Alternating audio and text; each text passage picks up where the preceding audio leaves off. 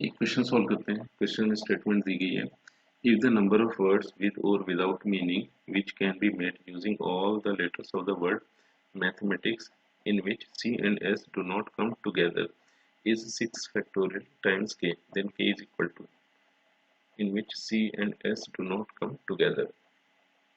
तो एक काम करते हैं कि इस क्वेश्चन को सॉल्व करने के लिए कॉम्प्लीमेंट्री अप्रोच का यूज कर लेते हैं। और यहाँ पर अगर देखा जाए तो मैथमेटिक्स, यहाँ पर m अपने को एक दो बार देखने को मिला है। और फिर a की अगर बात की जाए तो a भी अपने पास दो बार आया है। और फिर t देखा जाए तो t भी यहाँ पर दो बार आया है, तो MAT।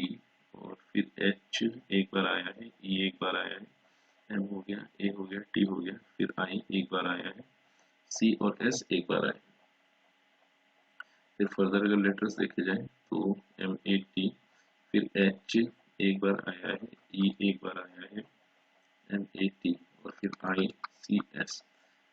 तो अपने पास मैथमेटिक्स के टोटल लेटर्स गिवन थे। तो यहाँ से अगर देखा जाए तो 6 और 5 11, तो टोटल 11 लेटर्स थे। तो बिना कंडीशंस के सबसे पहले इनके पॉसिबल अरेंजमेंट्स लिख लेते हैं। तो अपने पास बना 11 फैक्टोरियल और डिवीजन में इनके रिपीटेशन की वजह से ये हो गया 2 फैक्टोरियल, 2 फैक्टोरियल एंड 2 फैक्टोरियल। फिर नेक्स्ट एक काम ये किया कि जब C और S साथ में है तो इसके लिए एक काम ये कर लिया कि इनका एक बंडल बना लेते हैं। जब C और S साथ में देखने को मिल रहे होंगे तो अब ये अपने पास एक बंडल हो गया। और फिर उसके बाद ये जो लेटर्स अपने पास बचते थे इनके पॉसिबल एलिमेंट्स यहाँ पर काउंट कर लेते हैं। तो इस हिसाब से अगर देखा जाए तो 6 और 3 9 और एक ही बंडल, तो टोटल अपने पास गिवन थे 10। तो इनका एलिमेंट हो गया 10 फैक्टोरियल। और डिवीजन में MAT के रेपिटेशन की वजह से हो गया 2 फैक्टोरियल, 2 फैक्टोरियल एंड 2 फैक्टोरियल। फिर एक मल्टीप्लिकेशन और आएगा, सी एस को जब साथ में रखा तो सी एस और एस सी, तो ये अपने पास दो पॉसिबल कॉम्बिनेशन देखने को मिलेंगे। तो इसके लिए सिंपल एक काम किया कि यहाँ पर 2 से और मल्टीप्लाई कर दिया। तो ये बिना रेस्ट्रिक्शन के टोटल अरेंजमेंट्स थे और ये रेस्ट्रिक्शन के साथ अरेंजमेंट्स थे। कॉम्प्लीमेंट्री अप्रोच का यूज कर रहे थे, तो पहले रिजल्ट में से दूसरे रिजल्ट को सब्ट्रैक्ट कर देंगे। तो फर्दर इसे सिंप्लीफाई अगर कर लिया जाए तो ये अपने पास आ जाएगा। इसको तो लिख देते हैं 11 इंटू 10 फैक्टोरियल।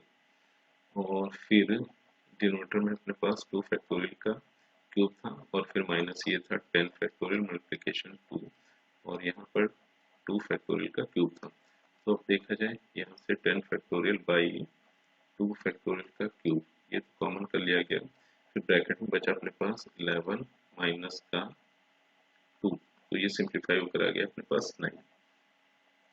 तो अब अगर यहाँ से देखा जाए ये बन जा रहा है 10 फैक्टोरियल मल्टीप्लिकेशन 9 एंड डिवीजन में आ गया है 8। और फिर ये जो गिवन था ये 6 फैक्टोरियल इंटू के इक्वल है। एक काम करते हैं इसको थोड़ा सिंप्लीफाई कर लेते हैं। इसको लिखा 10 मल्टीप्लिकेशन 9 और ये वाला 9 भी आ गया यहाँ पर मल्टीप्लिकेशन 8 मल्टीप्लिकेशन 7 और फिर आ गया 6 फैक्टोरियल एंड इसके डिवीजन में अपने पास आ गया 8 और ये था 6 फैक्टोरियल। तो अब अगर यहाँ से देखा जाए तो ये जो ब्रैकेट गिवन है यही के की वैल्यू को रिप्रेजेंट कर रहा होगा। तो इसको थोड़ा सिंप्लीफाई कर लेते हैं। तो 8 से 8 कैंसिल हो गया और ये अपने पास बना 810 और फिर 7 से मल्टीप्लाई कर लेते हैं तो ये हो गया 0 और 7 56। तो इस हिसाब से देखा जाए तो के की वैल्यू अपने पास 56 70 बनी एंड इस क्वेश्चन में option A will be the correct choice.